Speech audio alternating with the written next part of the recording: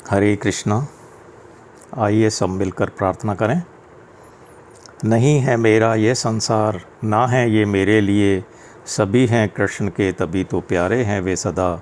मेरे तो हैं कृष्ण केवल दूसरा न कोई, जैसा भी हूँ उन्हीं का हूँ, शरण में हूँ उनकी सदा। सुख दुख नहीं है जग में, सिर्फ हैं परिस्थितियाँ, हैं सभी प्रसाद प्रभु की, लो लगे कृष्ण से सदा। श्रीमद् भगवद गीता के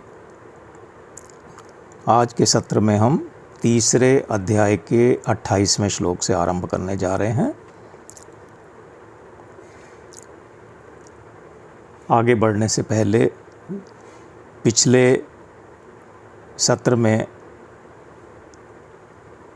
जो बताया गया था भगवान के द्वारा, श्री भगवान के मुख से जो हमने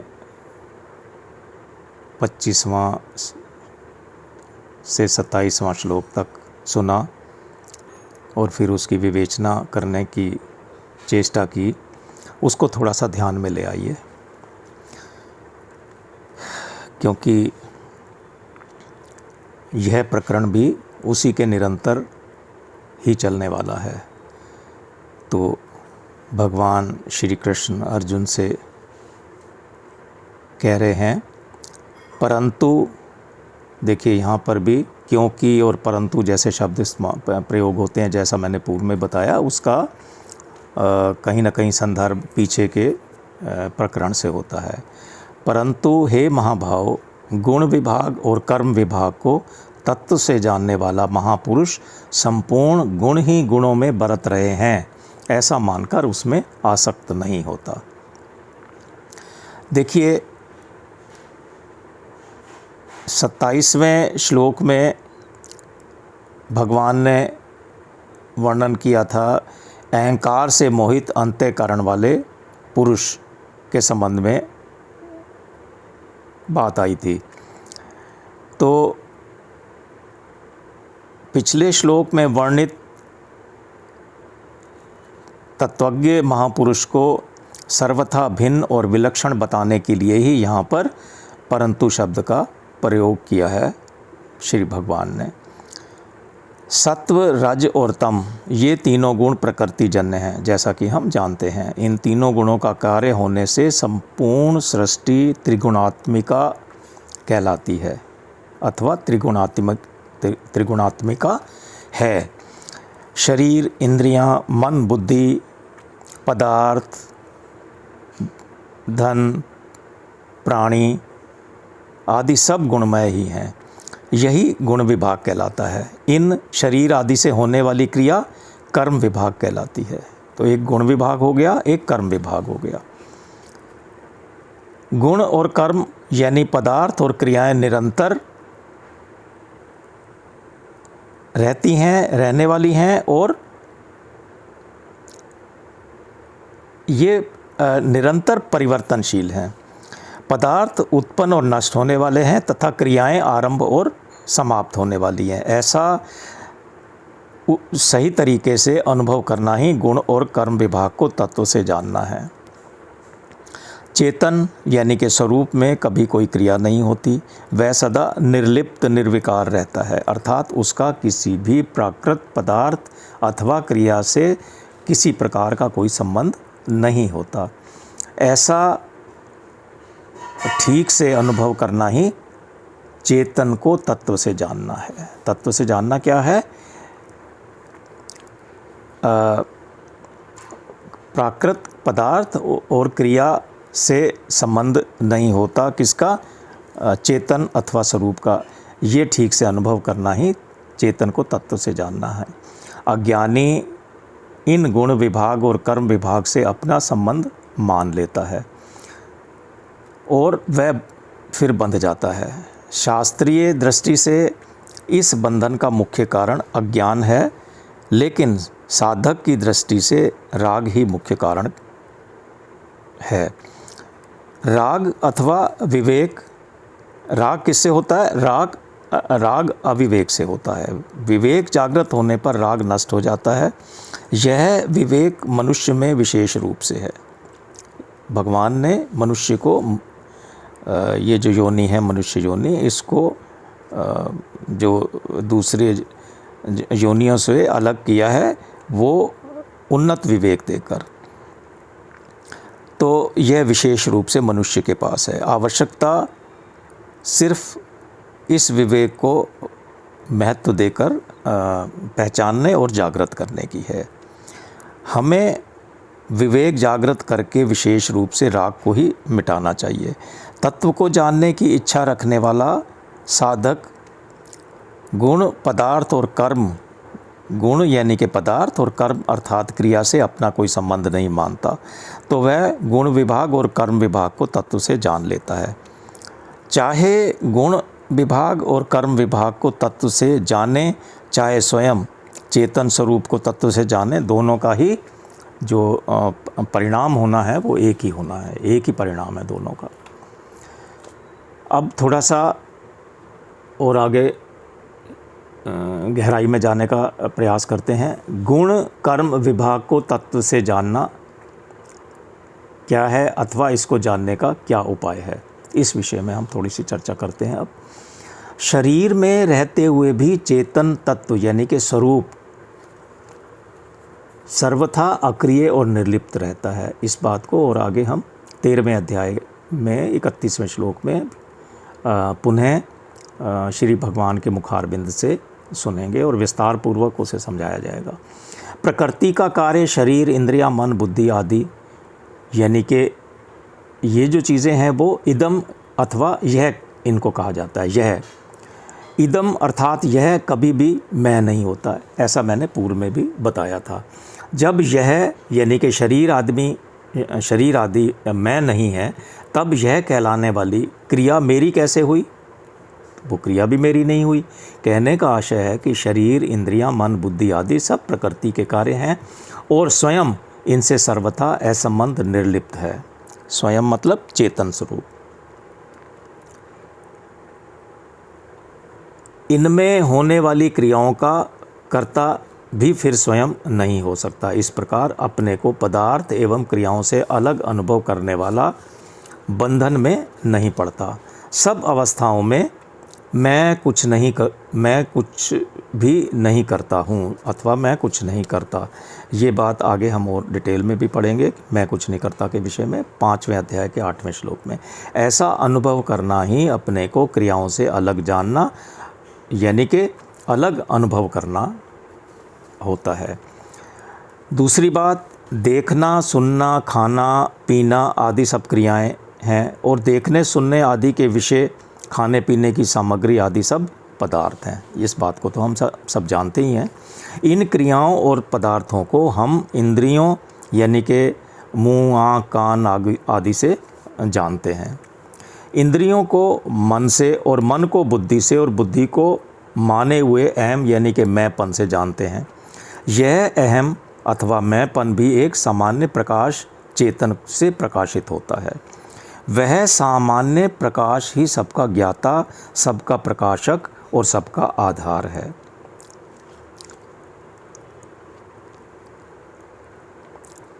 अहम यानी कि मैं से परे अपने स्वरूप यानी चेतन को कैसे जाने? गहरी निद्रा में यदि बुद्धि अविद्या में लीन हो जाती है, फिर भी मनुष्य जागने पर कहता है कि मैं बहुत सुख से सोया, आराम से सोया, चैन से सोया, गहरी नींद सोया। इस प्रकार जागने के बाद मैं हूँ का अनुभव उसे स्वतः हो जाता है। मैं सुख से सोया यानी कि मैं तो सबसे पहले उसको ध्यान रहता है कि मैं हूँ। इससे सिद्ध होता है कि सुषुप्त काल में भी अपनी सत्ता थी। ऐसा न होता तो मैं सुख से सोया, मुझे कुछ पता ही नहीं चला, रात कैसे निकल गई, ऐसी स्मृति का ज्ञान जागते ही सबसे पहले नहीं होता। स्मृति अनुभव जन्य होती है। अतः सबको प्रत्येक अवस्था में अपनी सत्ता का अखंड अनुभव होता है। किसी भी अवस्था में अपने अभाव का कि मैं नहीं हूँ इसका अनुभव नहीं होता। जिन्होंने माने हुए अहम यानी कि मैंपन से अपना संबंध विच्छेद करके अपने स्वरूप यानी कि है का बोध कर लिया है वे तत्वविद कहलाते हैं, तत्व को जानने वाले कहलाते हैं।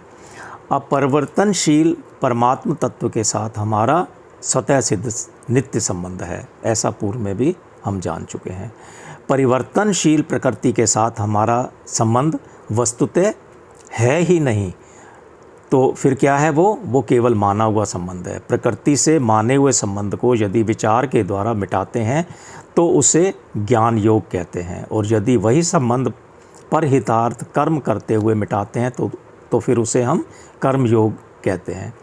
प्रकृति से संबंध विच्छेद होते ही योग यानी कि परमात्मा से संबंध का फिर अनुभव हो जाता है। देखिए, संबंध तो एक ही रहेगा, चाहे प्रकृति संसार से रहे अथवा परमात्मा से। प्रकृति से संबंध विच्छेद हो गया तो फिर परमात्मा से जो नित्य संबंध है उसका अनुभव हो जाता है, अन्यथा केवल ज्ञान और कर्म ही होता है। अतः प्रकृति से संबंध विच्छेद पूर्वक परमात्मा से अपने नित्य संबंध को पहचानने वाला ही तत्वविद कहलाता है, तत्व को जानने वाला कहलाता है। संपूर्ण गुण ही गुणों में बरत रहे हैं, ये श्लोक में भगवान ने जैसा कहा, तो इसे समझने का थोड़ा प्रयास करते हैं। प्रकृति जन्य गुणों से उत्पन्न होने के कारण शरीर, मन, बुद्धि, इंद्रियां आदि भी गुण ही कहलाते हैं, क्योंकि ये प्रकृति से ही उत्पन्न होते हैं और इन्हीं से संपूर्ण कर्म होते हैं। ये बात भी हम पूर्व में जान चुके हैं। अविवेक के कारण अज्ञानी पुरुष इन गुणों के साथ अपना संबंध मान लेता है और इनसे होने वाली सभी क्रियाओं का कर्ता स्वयं को मान लेता है।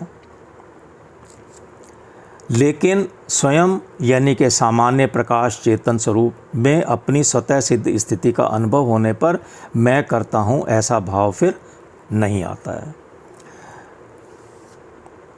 शरीर, इंद्रियां, बुद्धि, मन, ये चारों ही, शरीर, मन, बुद्धि, इंद्रियां, ये चारों ही एक सामान्य प्रकाश अथवा चेतन से सत्ता स्फूर्ति पाकर ही कार्य करने में समर्थ होते हैं। सामान्य प्रकाश यानी कि ज्ञान का प्रतिबिंब बुद्धि में आता है, बुद्धि के ज्ञान को मन ग्रहण करता है, मन के ज्ञान को इंद्रियां ग्रहण करती हैं और फिर शरीर रूप इंजन का संचालन होता है। ये सीक्वेंस ध्यान में रखिए प्लीज़। बुद्धि, मन, इंद्रियां, शरीर, ये सब के सब गुण हैं और इन्हें प्रकाशित करने वाला अर्थात इन्हें सत्ता स्फूर्ति देने वाला स्वयं चेतन स्वरूप इन गुणों से असंबंध और अनिर्लिप्त रहता है। वास्तव में संपूर्ण गुण ही गुणों में बरत रहे हैं। इस प्रकार हमने इस बात को समझने की चेष्टा की। जैसा कि पूर्व में भी बताया गया, श्रेष्ठ पुरुष के आचरणों का सब लोग अनुसरण करते हैं, वो एग्जाम्पल क्रिएट करते हैं, इसलिए सब लोग उनका अनुसरण करते हैं। इसलिए भगवान ज्ञानी महापुरुष के द्वारा लोक संग्रह कैसा होता है इसका वर्णन करते हुए भगवान कहते हैं कि जिस प्रकार वह महापुरुष संपूर्ण गुण ही गुणों में बरत रहे हैं, ऐसा अनुभव करके उनमें तनिक भी आसक्त नहीं होता, उसी प्रकार साधक को भी हमें भी वैसा ही मानकर उनमें आसक्त नहीं होना चाहिए। ऐसा भगवान का आशय है, ऐसा भगवान हमें समझाने की चेष्टा कर रहे हैं, समझा रहे हैं।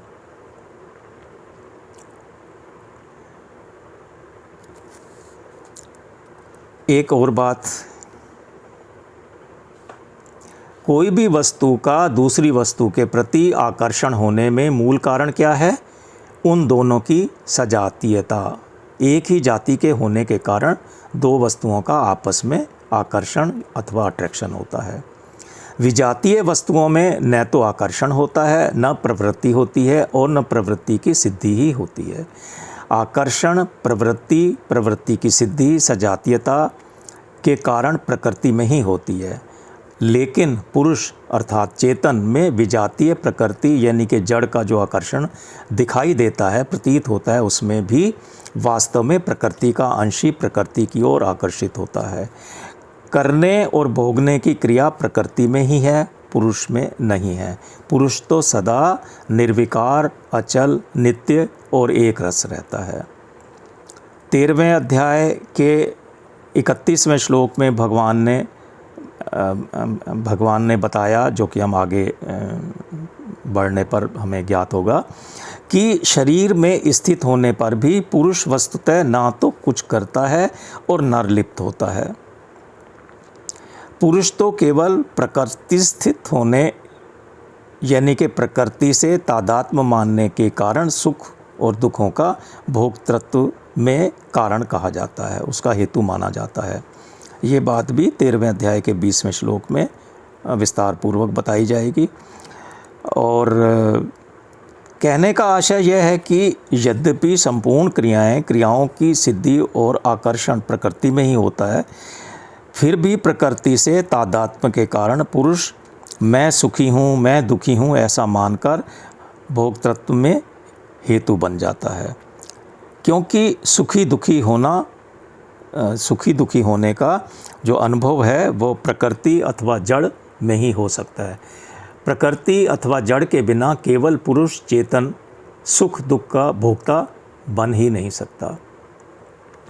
चेतन पुरुष में प्रकृति की परिवर्तन रूप क्रिया या विकार नहीं है, लेकिन उसमें संबंध मानने अथवा ना मानने की योग्यता अवश्य है। वह पत्थर की तरह जड़ नहीं बल्कि ज्ञान स्वरूप है। यदि पुरुष में संबंध मानने अथवा ना मानने की योग्यता नहीं होती तो वह प्रकृति से अपना संबंध फिर कैसे मान लेता? प्रकृति से संबंध मानकर उसकी क्रिया को अपने में कैसे मानता और अपने में कृतत्व अथवा भोक्तत्व का भाव कैसे स्वीकार करता? संबंध को मानना अथवा ना मानना भाव है, क्रिया नहीं है। पुरुष में संबंध जोड़ने अथवा ना जोड़ने की योग्यता अवश्य है, पर क्रिया करने की योग्यता उसमें नहीं है। क्रिया करने की योग्यता उसी में ही होती है जिसमें परिवर्तन अथवा विकार भी कह सकते हैं, जिसमें विकार होता है अथवा परिवर्तन होता है। पुरुष में परिवर्तन का स्वभाव नहीं है, जबकि प्रकृति में परिवर्तन का स्वभाव है। यानी प्रकृति में क्रियाशीलता स्वतः स्वाभाविक है, इसलिए प्रकृति से संबंध जोड़ने पर पुरुष अपने में क्रिया मान लेता है। इस बात को हमने 27वें श्लोक में भी पढ़ा था। पुरुष में कोई परिवर्तन नहीं होता। यह परिवर्तन का ना होना उसकी कोई अशक्तता अथवा कोई कमी नहीं है, बल्कि उसकी महत्ता है, उसकी बढ़ाई है, ये उसका महत्व है। ये वह निरंतर एक रस एक रूप रहने वाला है। परिवर्तन होना उसका स्वभाव है ही नहीं।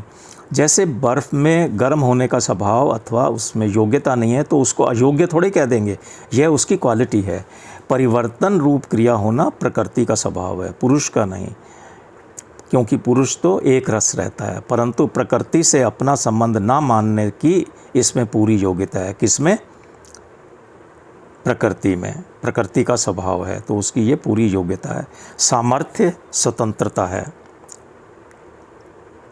प्रकृति से अपना संबंध ना मानने की इसमें पूरी योग्यता, स्वतंत्रता और सामर्थ्य है, क्योंकि वास्तव में प्रकृति से संबंध मूल में है ही नहीं। प्रकृति के अंश शरीर को चेतन अथवा पुरुष जब अपना स्वरूप मान लेता है तब प्रकृति के उस अंश में सजातीयता अथवा सजातीय प्रकृति का आकर्षण क्रियाएं और उनके फल की प्राप्ति होती रहती है। इसी का संकेत यहाँ पर भगवान ने गुण ही गुणों में बरत रहे हैं शब्दों से श्लोक में कहकर किया। गुणों में अपनी स्थिति मानकर चेतन अथवा पुरुष सुखी दुखी होता रहता है।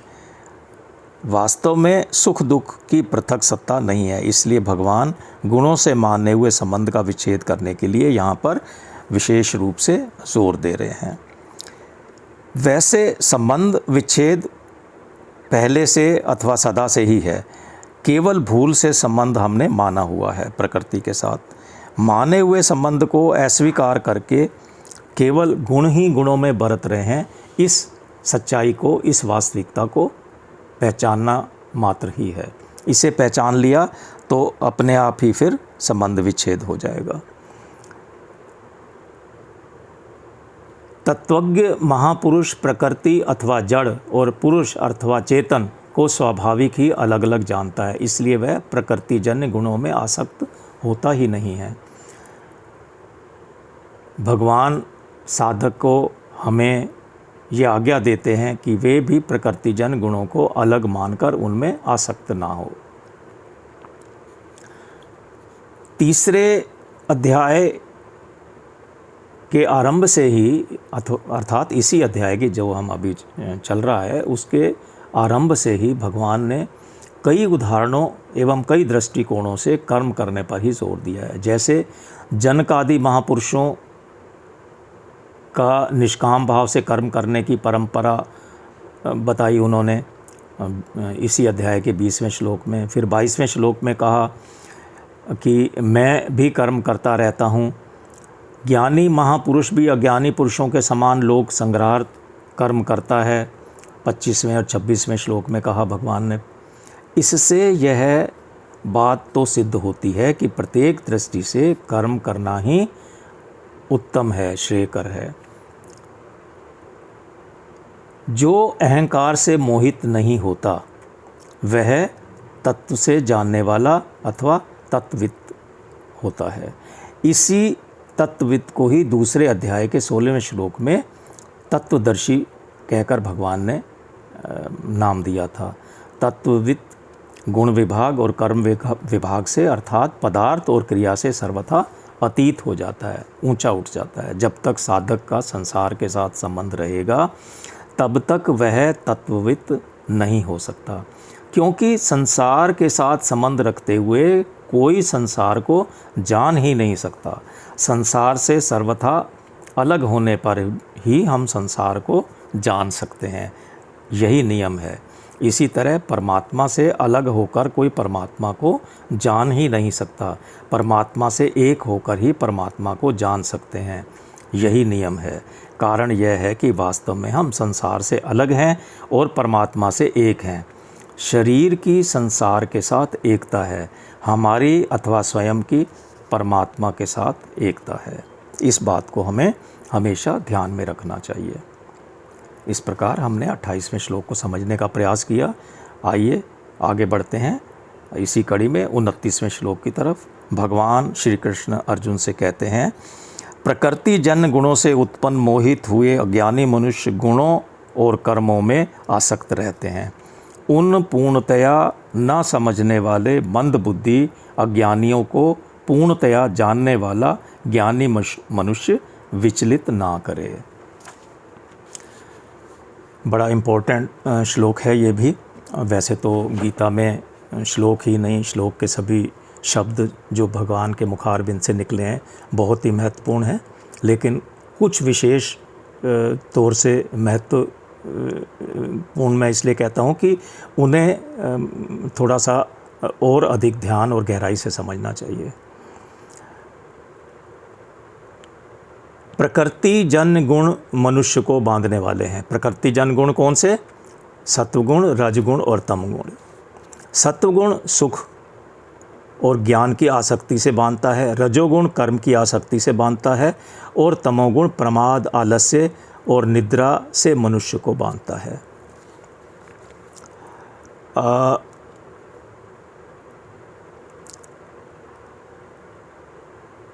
भगवान ने आगे 14वें अध्याय में 6 से 8वें श्लोक तक भी कुछ इस तरह से वर्णन किया है। वहाँ अज्ञानियों का वर्णन किया है जो प्रकृति जन गुणों से अत्यंत मोहित यानी कि बंधे हुए हैं, लेकिन जिनका शास्त्रों में, शास्त्रविद शुभ कर्मों में तथा कर्मों के फल में श्रद्धा और विश्वास है। दोनों बातें हैं उनमें, है ना। वहाँ पर इस बात का भगवान ने विस्तार पूर्वक वर्णन किया है।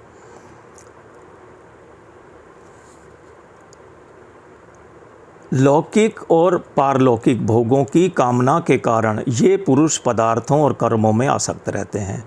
इस कारण इनसे ऊंचे उठने की बात समझ ही नहीं सकते, इसलिए भगवान ने इन्हें अज्ञानी कहा है।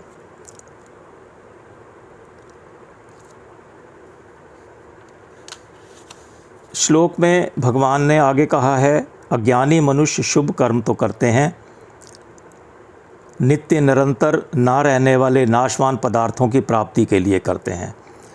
शुभ कर्म तो करते हैं लेकिन नित्य निरंतर न रहने वाले नाशवान पदार्थों की प्राप्ति के लिए शुभ कर्म करते हैं। कौन? अज्ञानी लोग। ऐसा भगवान ने श्लोक में कहा है।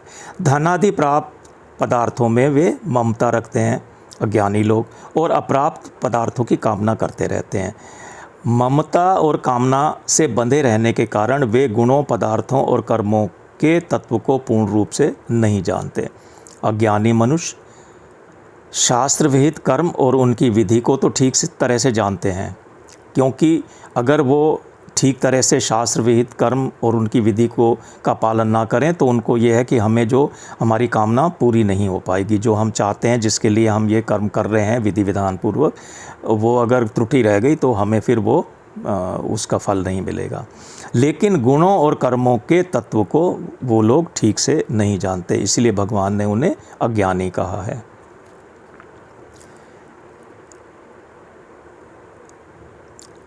तो ठीक तरह से कर्मों यानी कि गुणों और कर्मों के तत्व को ठीक तरह से ना जानने के कारण ही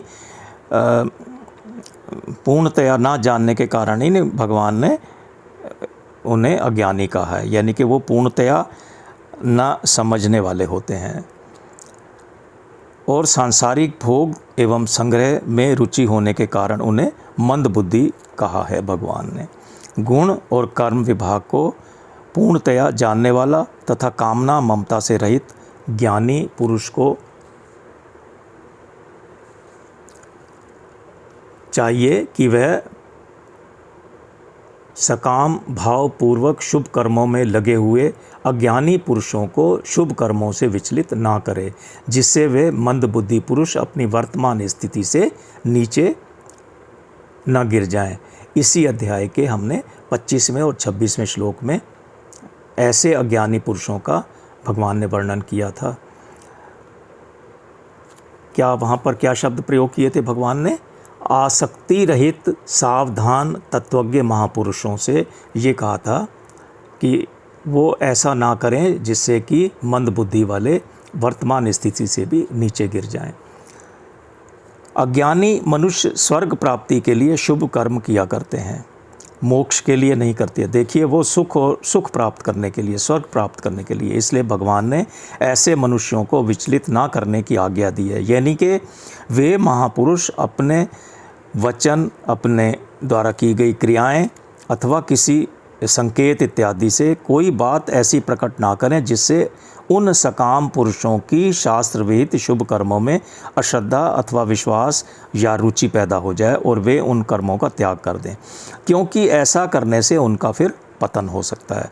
ऐसे पुरुषों को सकाम भाव से विचलित करना चाहिए, ना कि शास्त्रीय कर्मों से। बस करना क्या है, उनको निष्काम भाव पूर्वक ये शास्त्रीय कर्म करने की प्रेरणा देनी है। जन्म मरण रूप बंधन से छुटकारा दिलाने के लिए उन्हें सकाम भाव से विचलित करना उचित भी है और आवश्यक भी है। अर्जुन का प्रश्न क्या था आरंभ में कि मेरे को घोर कर्म में क्यों लगाते हो?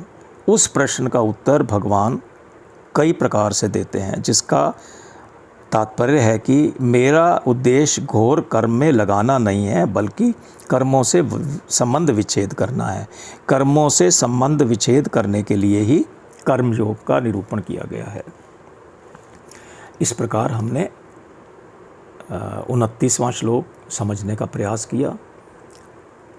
आगे बढ़ते हैं 30वें श्लोक की तरफ, जिसमें अब भगवान बताने जा रहे हैं कि जिससे मनुष्य कर्मों में फंस जाता है, उस कर्म और कर्मफल की आसक्ति से छूटने के लिए फिर क्या करना चाहिए, इस विषय में अब भगवान 30वें श्लोक में बताने जा रहे हैं। भगवान श्री कृष्ण के मुखारविंद से 30वां श्लोक जो अर्जुन के लिए है, भगवान कहते हैं, तू विवेकवती बुद्धि द्वारा संपूर्ण कर्तव्य कर्मों को मेरे अर्पण करके कामना रहित, ममता रहित, संताप रहित होकर युद्ध रूप कर्तव्य कर्म कर। स्पष्ट रूप से कह दिया है युद्ध रूप कर्म करने के लिए, लेकिन किस तरह से कर वो समझाने की चेष्टा की है। कर्मों से बंधन होता है और कर्म किए बिना कोई रह नहीं सकता,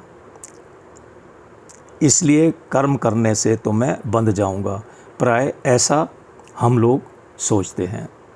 अतः कर्म किस प्रकार करने चाहिए जिससे कर्म बंधनकारक ना हो बल्कि मुक्तिदायक हो जाए। इसके लिए भगवान श्री कृष्ण अर्जुन से कहते हैं कि तू आध्यात्म चित्त यानी कि विवेक विचार युक्त अंतःकरण से संपूर्ण कर्तव्य कर्मों को मेरे अर्पण कर दे।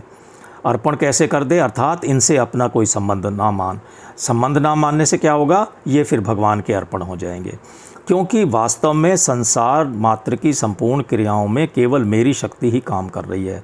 शरीर, मन, बुद्धि, इंद्रियां, पदार्थ आदि भी मेरे ही हैं और शक्ति भी मेरी है, इसलिए सब कुछ भगवान का है और भगवान अपने हैं।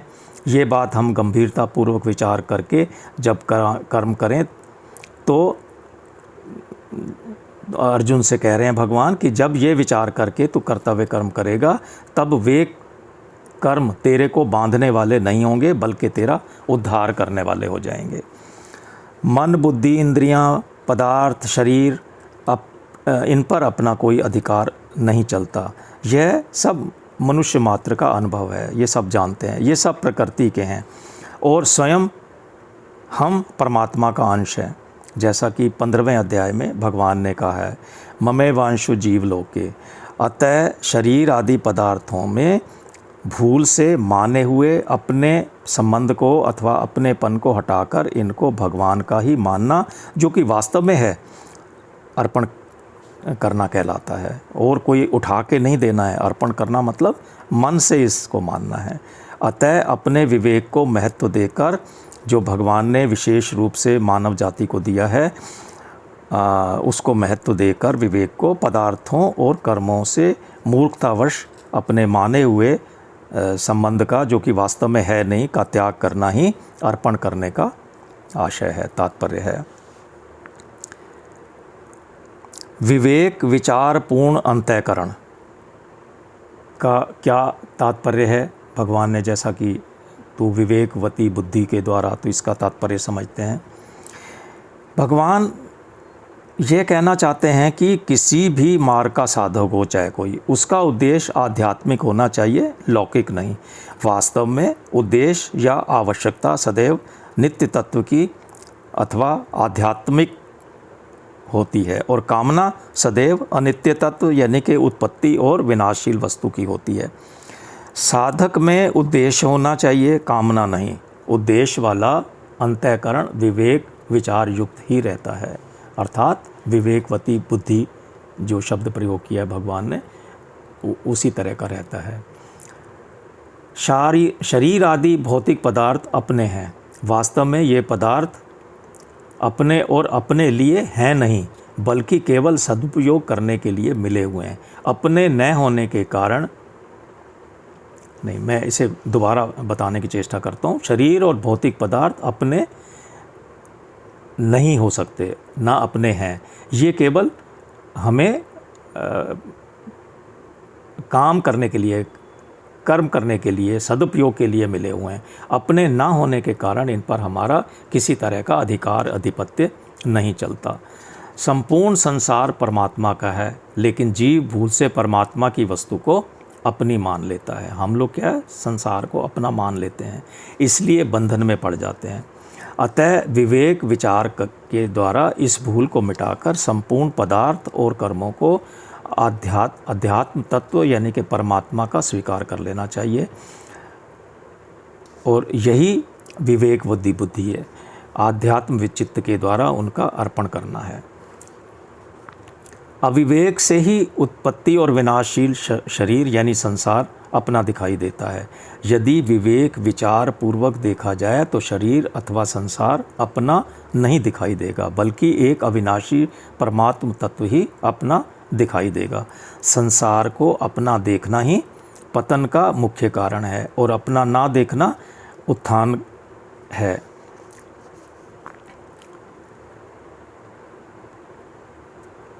एक बड़ी विशेष बात कि 2 अक्षरों का शब्द मम यह मेरा है ऐसा भाव मृत्यु है। और 3 अक्षरों का न मम यह मेरा नहीं है ऐसा भाव अमृत अथवा सनातन ब्रह्म है। मैं पुनः रिपीट करता हूँ, ध्यान से सुनिएगा, बहुत ही विशेष चीज़ है। 2 अक्षरों का मम शब्द अर्थात मम का मतलब यह मेरा है, यह भाव मृत्यु है। और 3 अक्षरों का न मम अर्थात यह मेरा नहीं है ऐसा भाव अमृत अथवा सनातन ब्रह्म है। यह जो मैंने बताया वो महाभारत से ही लिया गया है, महाभारत में ऐसा वर्णन आया है। अब एक और बड़ी विशेष बात, अर्पण क्या है। हम भगवान कहते हैं ना कि मेरे को अर्पण कर दे, तो अर्पण संबंधी बात की चर्चा करेंगे हम। भगवान ने संपूर्ण कर्मों को अर्पण करने की बात कही है। क्यों कही है?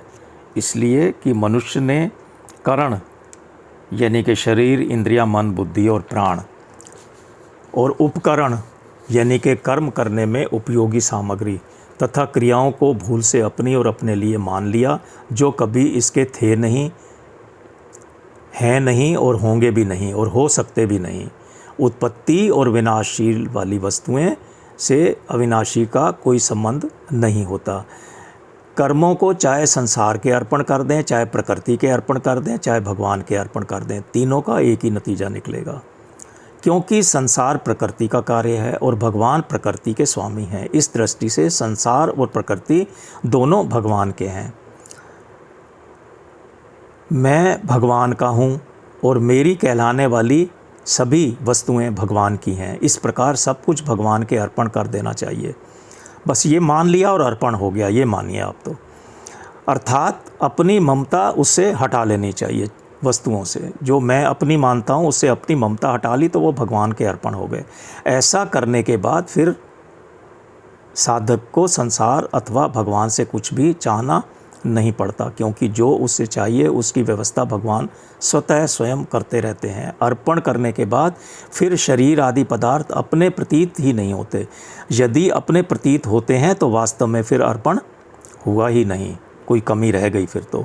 इसलिए भगवान ने विवेक विचारयुक्त चित्त से अर्पण करने के लिए श्लोक में कहा है, जिससे यह वास्तविकता ठीक तरह से समझ में आ जाए कि ये पदार्थ हमारे नहीं हैं, अपने नहीं हैं, तो फिर किसके हैं? भगवान के ही हैं। पदार्थों और कर्मों का स्वरूप से त्याग करना वास्तव में अर्पण नहीं है। भगवान की वस्तु को भगवान की ही मानना वास्तविक अर्पण है। इसे एक और अंतर से समझने का भी प्रयास करते हैं हम। जो मनुष्य वस्तुओं को अपनी मानते हुए भगवान के अर्पण करता है, उसके बदले में भगवान बहुत सारी वस्तुएं देते हैं। देखिए, बहुत ध्यान देने की बात है, इस अंतर को समझिए। जिन वस्तुओं को हम अपनी मानकर भगवान को अर्पण करते हैं, उसके बदले में, उन वस्तुओं के बदले में जो हमने अपनी मानकर भगवान को अर्पण की हैं, उसके बदले में भगवान बहुत सारी वस्तुएं देते हैं। जैसे पृथ्वी में बीज बोए, उससे कई गुना अधिक अन्न पृथ्वी दे देती है, पर कई गुना मिलने पर भी वह सीमित ही मिलता है, उसका भी अंत हो जाता है। परंतु जो वस्तु को अपनी न मानकर भगवान की ही मानते हुए भगवान के अर्पण करते हैं, ये जो अंतर है वो यहाँ आ रहा है। जिन वस्तुओं को अपनी ना मानकर भगवान की ही मानते हुए भगवान के अर्पण करते हैं, भगवान उसे अपने आप को ही, स्वयं को ही दे देते हैं, और फिर वो जो अर्पण करने वाला है वो उसके ऋणी हो जाते हैं भगवान। कहने का बस तात्पर्य है कि वस्तु को अपनी मानकर देने से, यानी अंतःकरण में वस्तु का महत्व होने से, उस वस्तु का मूल वस्तु में ही मिल जाता है, और अपनी ना मानकर देने से स्वयं भगवान मिल जाते हैं। तो ये अंतर महत्वपूर्ण है, आपने अच्छे से समझ लिया होगा। और फिर अर्पण करने वाला कर्म बंधन से मुक्त हो जाता है। भगवान ही मिल गए तो फिर कर्म बंधन से मुक्त हो गए हम। और इसी में भगवान की प्रसन्नता भी है। जैसे छोटा बालक आंगन में पड़ी हुई चाबी पिताजी को सौंप देता है तो पिताजी क्या प्रसन्न हो जाते हैं। ढूंढ रहे थे, नहीं मिली, उसको अचानक मिल गई और उसने पकड़ा दी, पिताजी प्रसन्न हो गए। जबकि छोटा बालक भी पिताजी का ही है, आंगन भी पिताजी का ही है और चाबी भी पिताजी की है। पर वास्तव में पिताजी चाबी मिलने से नहीं बल्कि बालक का देने का भाव देकर प्रसन्न होते हैं और हाथ ऊंचा करके बालक से कहते हैं कि तू इतना बड़ा हो जा, उसको आशीर्वाद देते हैं, अर्थात उसे अपने से भी ऊंचा अथवा बड़ा बना होने का आशीर्वाद देते हैं। इसी तरह संपूर्ण पदार्थ शरीर तथा शरीरी यानी कि स्वयं भगवान के ही हैं। उन पर से अपनापन हटाने और उन्हें भगवान के अर्पण करने का भाव देखकर ही भगवान प्रसन्न हो जाते हैं और फिर वो हमारे ऋणी हो जाते हैं।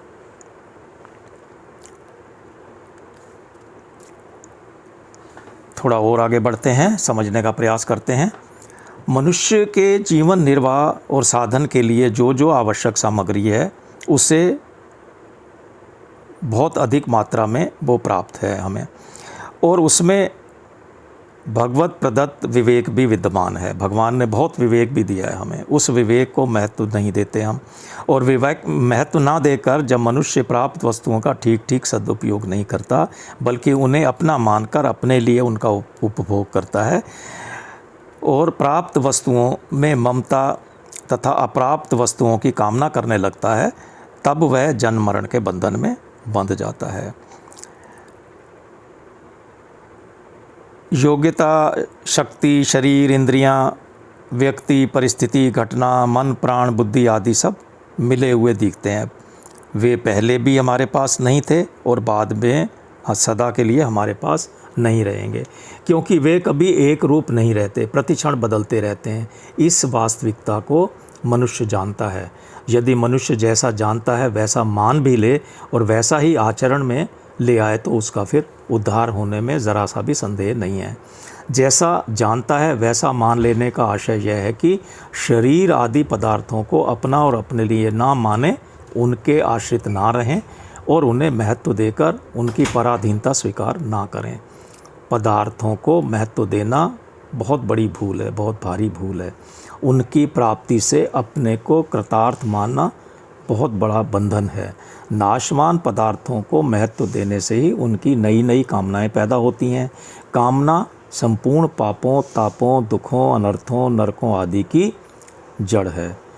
कामना से पदार्थ मिलते नहीं और प्रारब्धवश मिल भी जाएं तो वो फिर सदा के लिए नहीं होते, टिकते नहीं, उनका नाश होता रहता है, क्योंकि पदार्थ आने जाने वाले हैं और स्वयं सदा रहने वाला है। अतः कामना का त्याग करके मनुष्य को कर्तव्य कर्म का पालन करना चाहिए। यह शरीर हमें, मनुष्य शरीर हमें उद्देश्य की पूर्ति के लिए मिला है। उद्देश्य की पूर्ति होने पर कुछ भी करना शेष नहीं रहता।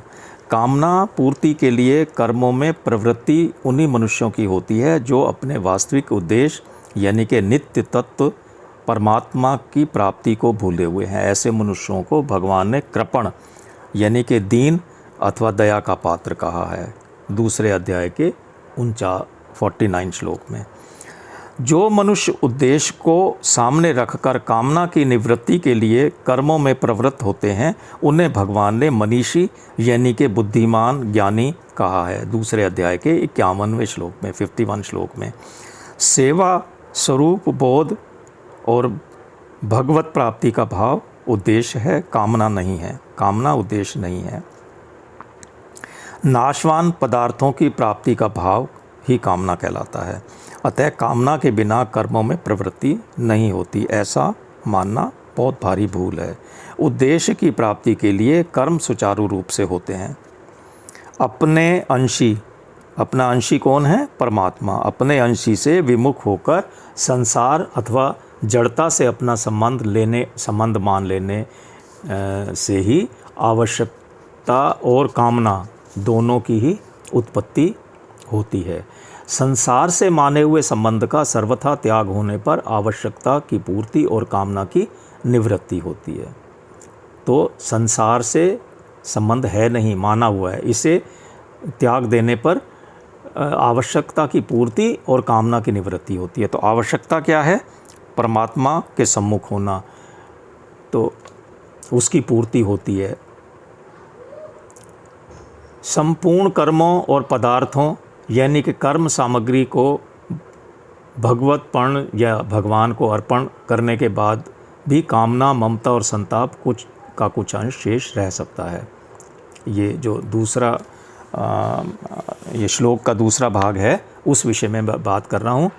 कामना ममता रहित, संताप रहित होकर युद्ध रूप कर्तव्य कर्म कर। तो ये ऐसे शब्द क्यों प्रयोग किए हैं कि इनका ये यानी कि आपने भगवान को अर्पण कर भी दिए कर्मों को, पदार्थों को, और उसके बाद भी थोड़ी बहुत कामना, ममता अथवा संताप का कुछ अंश रह सकता है। उदाहरण के लिए हमने किसी को पुस्तक दी, उसे वह पुस्तक पढ़ते हुए देखकर यदि हमारे मन में ये भाव आ जाए कि ये पुस्तक तो मेरी है जो ये पढ़ रहा है, तो ये भी आंशिक ममता ही है।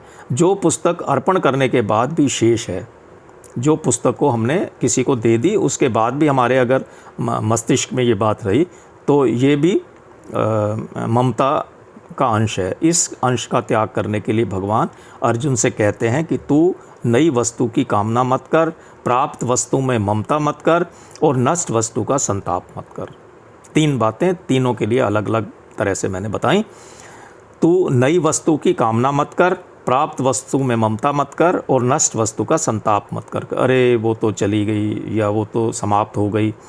सब कुछ मेरे अर्पण करने की कसौटी यह है कि कामना, ममता और संताप का अंश भी ना रहे।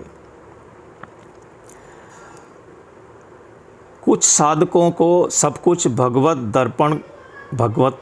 को अर्पण करने के बाद भी पूर्व संस्कारवश शरीर आदि पदार्थों की कामना, ममता एवं संताप दिखाई देते हैं। उन्हें कभी निराश नहीं होना चाहिए, क्योंकि जिसमें कामना दिखती है वही कामना रहित हो सकता है, जिसमें ममता दिखाई देती है ममता रहित भी तो वही हो सकता है, और जिसमें संताप दिखता है संताप रहित भी वही हो सकता है। इसी प्रकार जो देह को मैं, अहम, मैं मानता है वही विदेह यानी कि अहमता रहित होता है। अतः सभी मनुष्यों को कामना, ममता और संताप रहित होने का पूरा अधिकार है।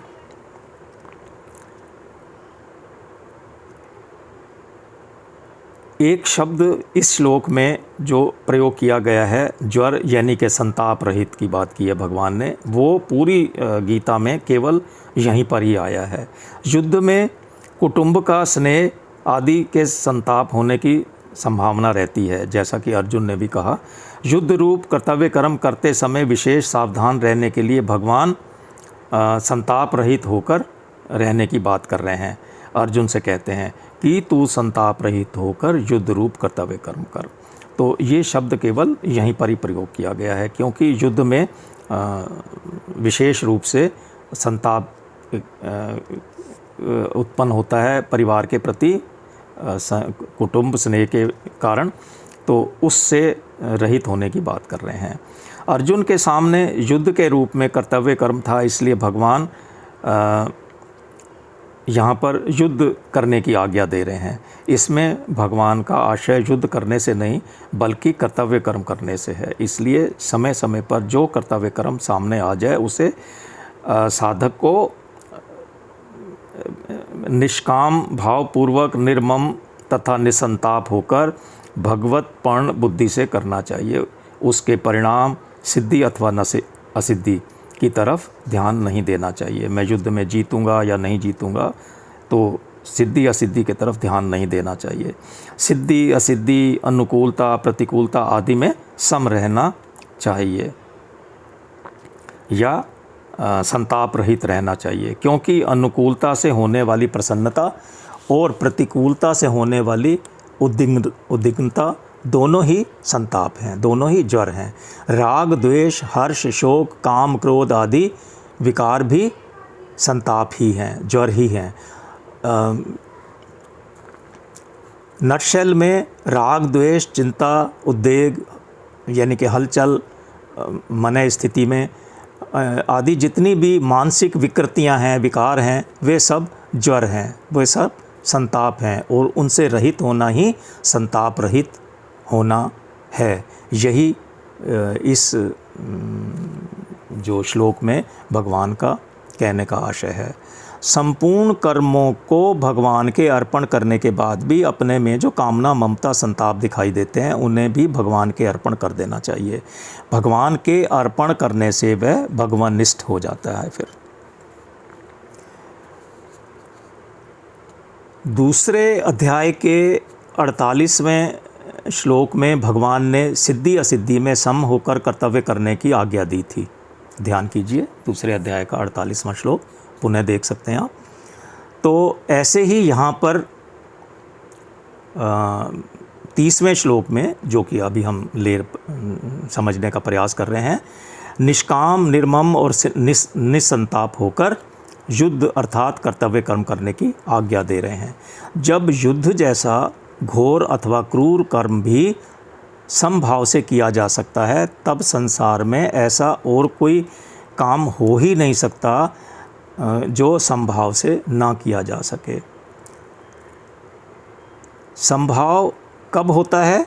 समभाव तभी होता है जब शरीर मैं नहीं, मेरा नहीं और मेरे लिए नहीं, ऐसा भाव हो जाए जो कि वास्तव में है, तभी समभाव संभव है।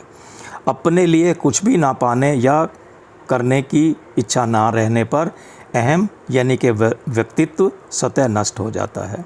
अहम समाप्त हो जाता है, नष्ट हो जाता है। अर्जुन श्रेय चाहते हैं, कल्याण चाहते हैं, पर युद्ध रूप कर्तव्य कर्म से हटकर, मतलब कल्याण तो वो चाहते हैं अपना, लेकिन युद्ध रूप कर्तव्य कर्म जो उन्हें प्राप्त हुआ है उससे हटकर। इसलिए अर्जुन के द्वारा अपना श्रेय पूछने पर भगवान उन्हें युद्ध रूप कर्तव्य कर्म करने की आज्ञा देते हैं स्पष्ट रूप से, क्योंकि भगवान के मत के अनुसार कर्तव्य कर्म करने से अर्थात कर्म योग से भी श्रेय की प्राप्ति, कल्याण की प्राप्ति हो सकती है, और ज्ञान योग एवं भक्ति योग से तो होती ही है।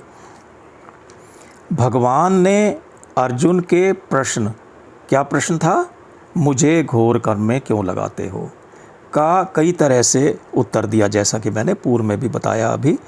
अब इस श्लोक में भगवान निष्ठा के अनुसार कर्म करने की विधि बताते हैं। संपूर्ण कर्मों को मेरे अर्पण कर दे।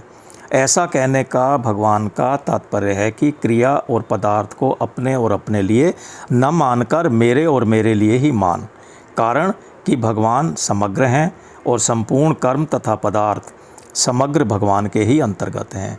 इस बात को 7वें अध्याय के 29वें और 30वें श्लोक में भगवान विस्तार पूर्वक बताएंगे। उस समग्र भगवान के लिए ही यहाँ पर मेरे अर्पण कर दे, तो उन्होंने स्वयं के लिए कहा है। इस श्लोक में भक्ति योग, ज्ञान योग और कर्म योग तीनों की बात आई है। ध्यान से आप अगर श्लोक को पुनः देखेंगे, संपूर्ण कर्तव्य कर्मों को मेरे अर्पण करके कहा है, तो ये भक्ति योग की बात है। फिर भगवान ने कहा विवेकवती बुद्धि की जो बात की है वो ज्ञान योग की बात है, और कामना रहित, ममता रहित, संताप रहित शब्द जो प्रयोग किए हैं वो कर्म योग की बात आई है। तो इसको बड़ा ध्यान से आप पुनः देखेंगे कि भगवान ने इस श्लोक में भक्ति योग, ज्ञान योग और कर्म योग तीनों की बात कह दी है। मतलब वो आपको खुद अराइवेट होना है, उस निचोड़ पे पहुंचना है कि ये भक्ति योग, ज्ञान योग और कर्म योग के लिए भगवान ने क्या क्या शब्द प्रयोग किए हैं, जैसा कि मैंने अभी आपको बताया है। इस तरह से हमने तीसरे अध्याय के 30वें श्लोक को समझने का प्रयास किया है। तो आज का हम सत्र यहीं तक रखेंगे। सत्र के अंत में भगवान का नाम लेते हैं। नाम संकीर्तनम यस्य सर्व पाप प्रणाशनम प्रणामो दुख शमनस्य तम नमामि हरिम परम। हरे कृष्णा हरे कृष्णा हरे कृष्णा।